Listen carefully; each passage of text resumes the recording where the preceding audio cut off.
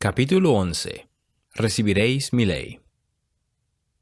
Anne y Newell Whitney estaban agradecidos de tener a José y a Emma en Kirtland. Aunque el matrimonio Whitney tenía 3 niños pequeños y una tía vivía con ellos, invitaron al matrimonio Smith a quedarse en su casa hasta que encontraran un lugar propio. Como Emma estaba muy avanzada en su embarazo, Anne y Newell se mudaron a una habitación en el piso de arriba para que ella y José pudieran tener la habitación de la planta baja. Después de establecerse en la casa de la familia Whitmer, José comenzó a visitar a los nuevos conversos. Kirtland estaba conformada por un pequeño grupo de casas y tiendas en una colina al sur de la tienda de la familia Whitney. Un pequeño arroyo corría a lo largo de la ciudad, proporcionando energía a los molinos y vertía sus aguas en un río más grande hacia el norte. Alrededor de 1,000 personas vivían allí. Al visitar José a los miembros de la iglesia, vio su entusiasmo por los dones espirituales y su deseo sincero de regir sus vidas conforme al modelo de los santos del Nuevo Testamento.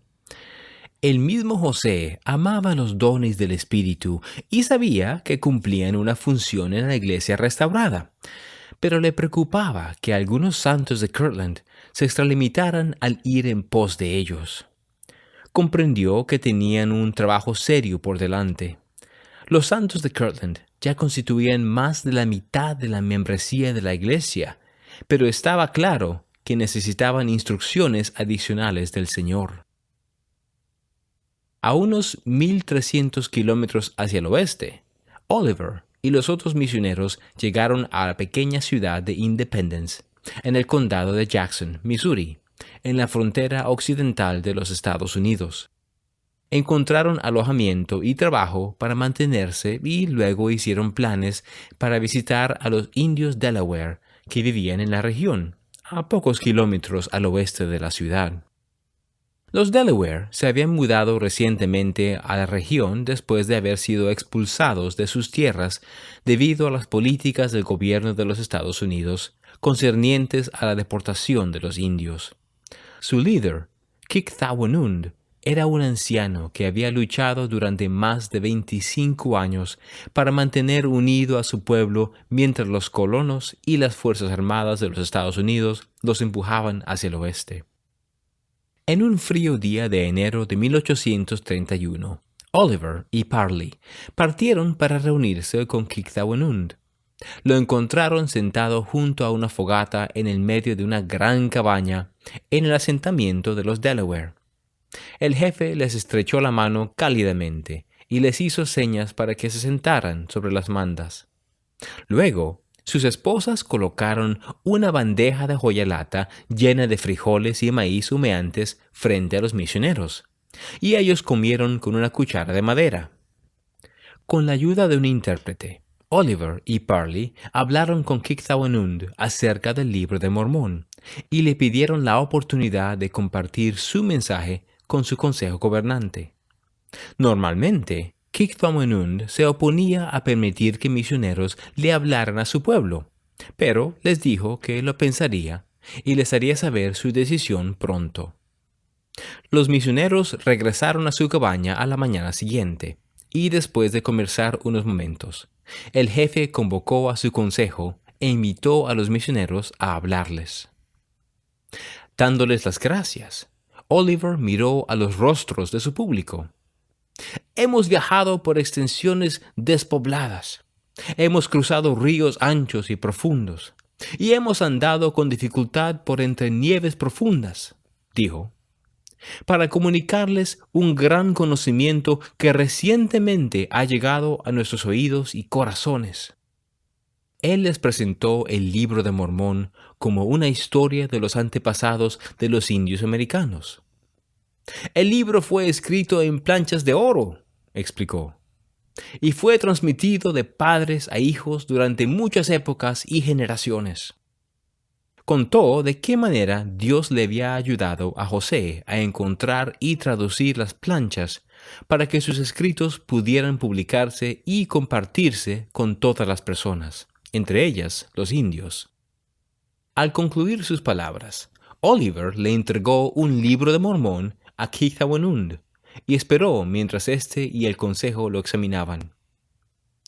Nos sentimos realmente agradecidos a nuestros amigos blancos que han llegado tan lejos y que se han tomado tantas molestias para darnos buenas noticias, dijo el anciano. Y especialmente estas nuevas noticias sobre el libro de nuestros antepasados. Pero explicó que el severo clima invernal había sido duro con su pueblo. Sus refugios eran deficientes y sus animales estaban muriendo. Tenían que construir casas y vallas y preparar granjas para la primavera. Por ahora no estaban listos para recibir misioneros. Construiremos una casa para el consejo y nos reuniremos, prometió Kithawanund. Y nos leerán y nos enseñarán más sobre el libro de nuestros padres y la voluntad del Gran Espíritu. Unas semanas más tarde, José recibió un informe de Oliver. Después de describir la visita de los misioneros a Kithawanund, Oliver admitió que aún no estaba seguro de si los Delaware aceptarían el libro de Mormón. No estoy seguro de cómo resultará este asunto con esa tribu, escribió. José se mantuvo optimista acerca de la misión entre los indios, aun cuando volvió su atención al fortalecimiento de la iglesia en Kirtland. Poco después de reunirse con los santos de allí, recibió una revelación para ellos. Por vuestra oración de fe recibiréis mi ley, prometió nuevamente el Señor, para que sepáis cómo gobernar mi iglesia y poner todas las cosas en orden delante de mí. Por su estudio de la Biblia, José sabía que Dios le había dado una ley a Moisés mientras éste conducía a su pueblo a la tierra prometida. También sabía que Jesucristo había venido a la tierra y había aclarado el significado de su ley durante todo su ministerio. Ahora, él revelaría la ley una vez más a su pueblo del convenio.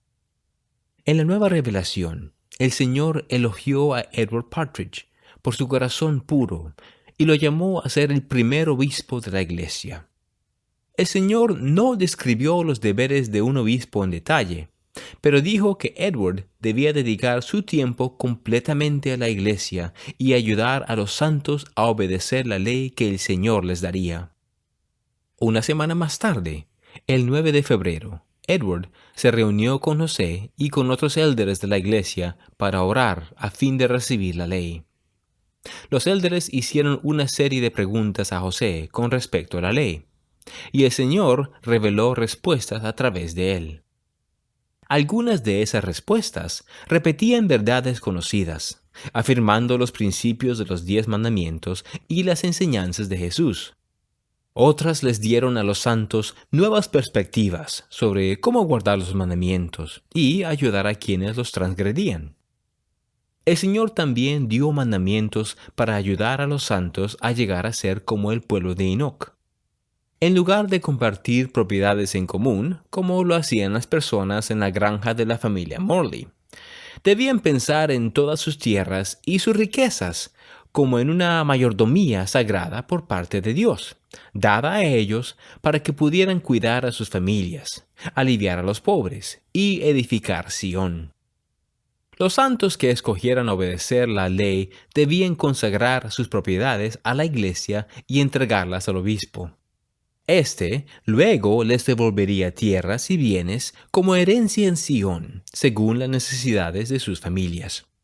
Los santos que obtuvieran herencias debían actuar como mayordomos de Dios, utilizando las tierras y las herramientas que habían recibido, y devolviendo todo aquello que no se usara, a fin de ayudar a los necesitados y edificar Sión y construir el templo. El Señor instó a los santos a obedecer esa ley y a continuar buscando la verdad.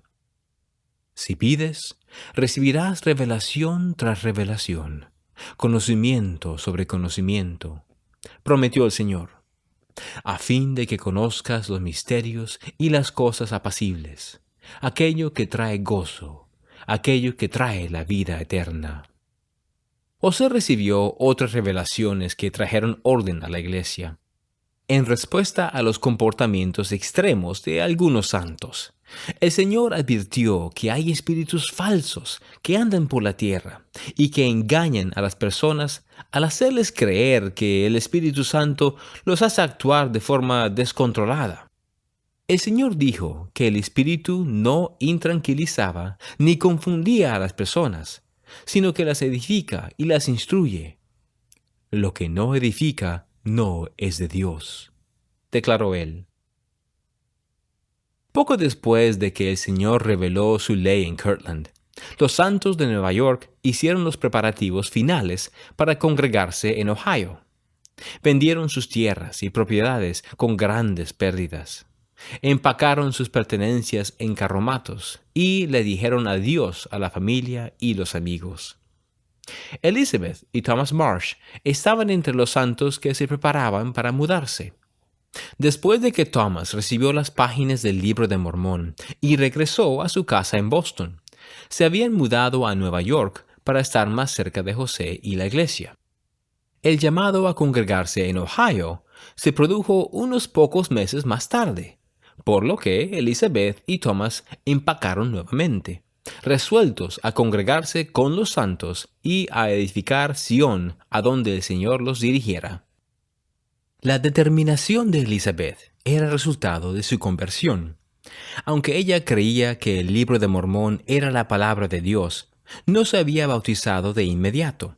Sin embargo, después de dar a luz un hijo en Palmira, le pidió al Señor un testimonio de que el Evangelio era verdadero.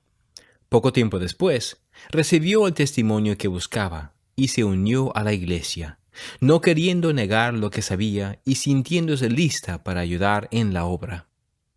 Se ha producido un gran cambio en mí, tanto en el cuerpo como en la mente, le escribió Elizabeth a la hermana de Thomas poco antes de partir hacia Ohio. Siento el deseo de estar agradecida por lo que he recibido y de buscar aún más. En la misma carta, Tomás compartió las noticias sobre el recogimiento. El Señor llama a todos a que se arrepientan, declaró, y se congreguen en Ohio rápidamente. No sabía si los santos iban a Ohio a edificar Sión o si se estaban preparando para una mudanza más importante en el futuro, pero no importaba. Si el Señor les mandaba congregarse en Missouri o incluso en las montañas rocosas, a unos 1,600 kilómetros más allá de la frontera occidental de la nación, Él estaba listo para partir. No sabemos nada de los que debemos hacer, a menos que se nos revele, le explicó a su hermana. Pero esto sí sabemos. Se edificará una ciudad en la tierra prometida. Con la ley del Señor revelada y los santos de Nueva York congregándose en Ohio, José y Sidney reanudaron la traducción inspirada de la Biblia. Pasaron del relato de Enoch a la historia del patriarca Abraham, a quien el Señor prometió hacer padre de muchas naciones. El Señor no reveló grandes cambios en el texto, pero cuando José leyó la historia de Abraham, reflexionó mucho acerca de la vida del patriarca. ¿Por qué no había condenado el Señor a Abraham y a otros patriarcas del Antiguo Testamento por haberse casado con varias esposas? Una práctica que aborrecían los lectores de la Biblia en Estados Unidos. El Libro de Mormón brindaba una respuesta. En los días de Jacob, el hermano menor de Nefi, el Señor mandó a los hombres nefitas que tuvieran una sola esposa, pero también declaró que podía mandarles actuar de otra manera, si las circunstancias lo requerían, a fin de levantar una descendencia justa. José oró sobre el asunto, y el Señor reveló que a veces le mandaba a su pueblo practicar el matrimonio plural. El momento para restaurar esa práctica aún no había llegado, pero llegaría el día en que se les pediría a algunos de los santos que lo hicieran. El terreno todavía estaba frío cuando el primer grupo de santos partió de Nueva York. El segundo grupo, en la que iban Lucy Smith y unas 80 personas más, partió poco después. Ellos reservaron pasajes en una barcaza que los llevaría a un gran lago al oeste. En el lago abordarían un barco de vapor que los llevaría a un puerto cerca de Kirtland. Desde allí, viajarían por tierra para el tramo final de su viaje de casi 500 kilómetros. Al principio, el viaje transcurrió sin problemas, pero a mitad de camino hacia el lago, una esclusa rota del canal detuvo al grupo de Lucy en la orilla. Como no habían planeado la demora, muchas personas no habían llevado suficiente alimento. El hambre y la ansiedad sobre el recogimiento provocaron que algunos de ellos se quejaran. «Sean pacientes y dejen de murmurar», les dijo Lucy. «No tengo duda alguna de que la mano del Señor nos protegerá». A la mañana siguiente, los obreros repararon el canal y los santos comenzaron a moverse nuevamente.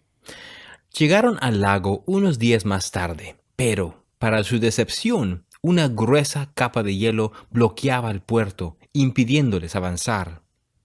La compañía tenía la esperanza de alquilar una casa en la ciudad mientras esperaban, pero solo encontraron una habitación grande para compartir.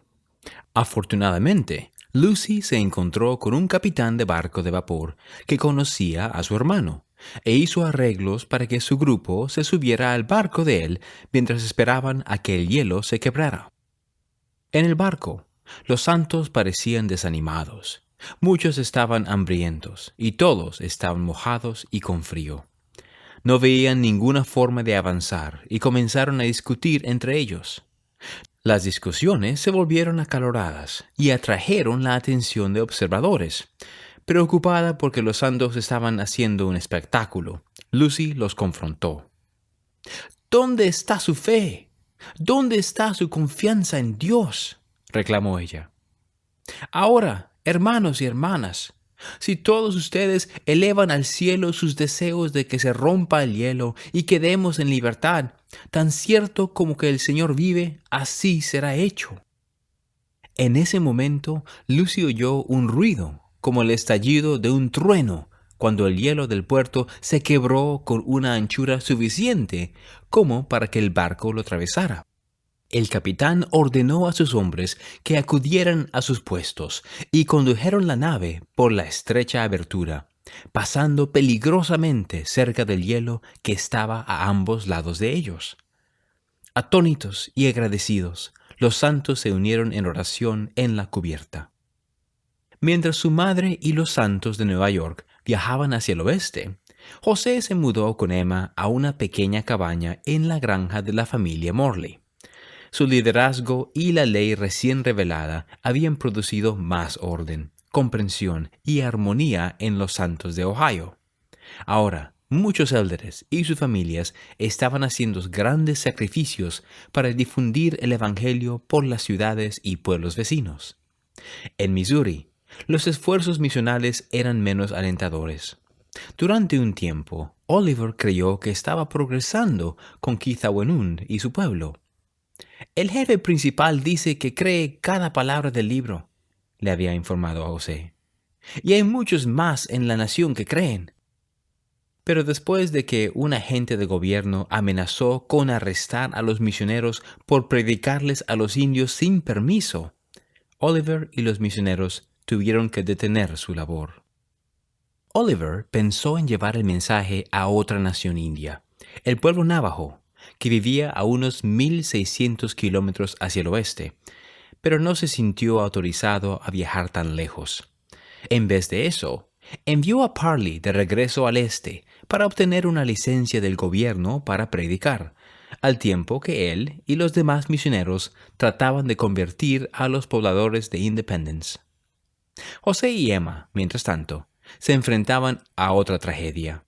El último día de abril, Emma dio a luz mellizos, una niña y un niño, con la ayuda de algunas mujeres de la familia Morley. Pero al igual que su hermano antes que ellos, los mellizos se hallaban muy débiles y murieron a pocas horas de nacer. El mismo día, una conversa reciente llamada Julia Murdoch falleció después de dar a luz mellizos. Cuando José se enteró de su muerte, le envió un mensaje a su esposo, John, haciéndole saber que Emma y él estaban dispuestos a criarlos. Con el corazón roto por la pérdida y sin poder hacerse cargo de los recién nacidos, John aceptó la oferta. José y Emma se llenaron de alegría y dieron la bienvenida a los bebés de su casa. Y cuando la madre de José llegó sana y salva desde Nueva York, pudo acunar a sus nuevos nietos en sus brazos. Y cuando la madre de José llegó sana y salva desde Nueva York, pudo acunar a sus nuevos nietos en sus brazos.